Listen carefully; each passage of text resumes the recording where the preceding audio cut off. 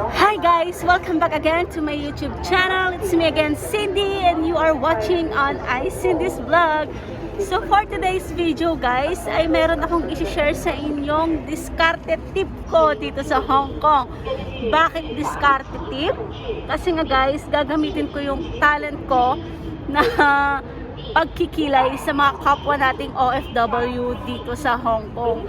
So meaning, maghahanap po ako ng kikilayan ko at babayaran po nila ako ng 20 Hong Kong dollars. Yan. Ang pagkikilay ko ay may service fee for only 20 Hong Kong dollars. So bago po yan guys, ay huwag nyong ipakita sa mga pulis dito na nagbabayaran kayo or nag-aabutan kayo ng pera, or else po ay huhulihin nila kayo kasi bawal po dito ang magtinda, magnegosyo, or bawal po ang kahit anong transaction dito sa Hong Kong dahil nga po kung ano po ang nakalagay sa kontrata mo ay yun lang po ang gagawin mo dito sa bansa nila. So bawal talagang magtinda or kahit anong negosyo dito. So yung mga kapwa nating mga OFW dito, syempre, madiskarte po sila. Ayan, may iba talaga ay naghahanap buhay, titinda ng pansit or kahit ano po, online, mga damit, ganyan. So bawal po yun guys. Ang ginagawa talaga nila is tinatago. Tinatago nila yung mga pinagbentahan nila or yung mga items na binibenta nila. So ang ginagawa nila, for example, nakita nila nagabutan sila ng gamit, sinasabi na lang nila na ipapa-storage nila yung gamit na yon, kasama nila yung Pinay.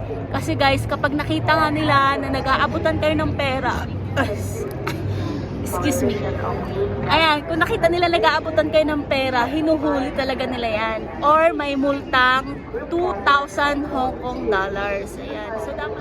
So dapat kung nagbebenta ka, yung bayad ay hindi dapat makita ng pulis or maging alerto ka kung may mga pulis dyan sa paligid mo. So ayan guys, tara maghanap na tayo ng kapwa nating OFW na kikilayan natin.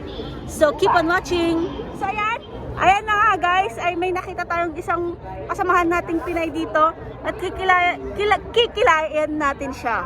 Ayan, si Nanay. Nay, pakita mo yung kilay mo. Ayan, ayusin natin yung kilay ni Nanay. So ako ang mag-aayos ng kilay niya.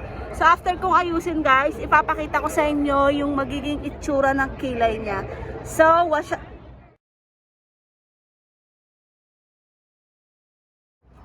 ito po ang kasamahan nating OFW dito sa Hong Kong at pagagandahin natin ang kilay niya.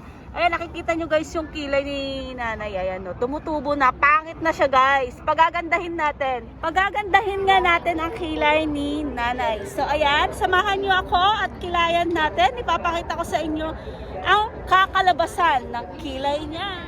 Just keep on watching. Ayan guys, so ahitin muna natin yung kilay ni Nanay. Ayan. So itong part na to, nakilayan na natin yan. Naahit na ng konti. Konting ayos pa. Just keep on watching guys. I will show you the finished product.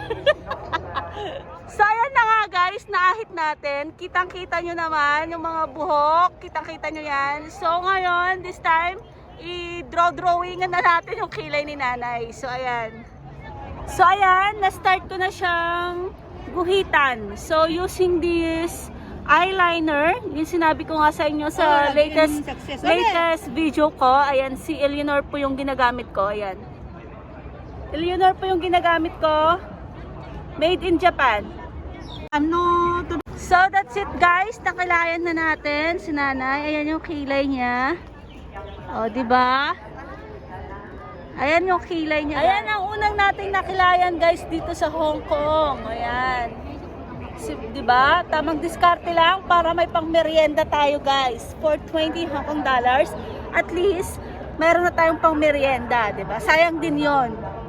Ayan nga. So, ito na yung payment ni Nanay for sa pagkikilay natin. 20 Hong Kong dollars. Ayan.